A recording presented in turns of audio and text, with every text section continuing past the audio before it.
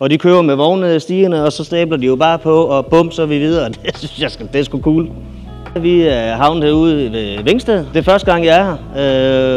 Det, der lige slår mig til at starte med, der er spækket med sæderkost med blå det hele. Det er i og for sig ret fedt. Et lille fact, jeg lige fik af en servicemand, der var herude. 120 stole, 3 minutter, så er de fløjet væk.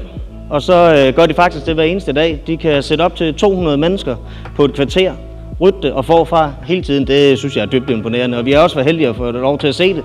Jamen, det var faktisk bare for at tage en tur med rundt, så I kan se, hvad vi har oplevet i dag. Det, jeg synes, der kunne være fedt for jer, det var at tjekke vores hjemmeside ud, og så gå ind og opleve hele det univers, vi har af konferencestole og møbler og så videre, der kan bruges til alt, ligesom vi har her. Og vi har jo et kæmpe udvalg til forskellige brancher. Altså, skriv til os eller ring til os, klik på linket under her, og så håber jeg, at vi snakkes ved.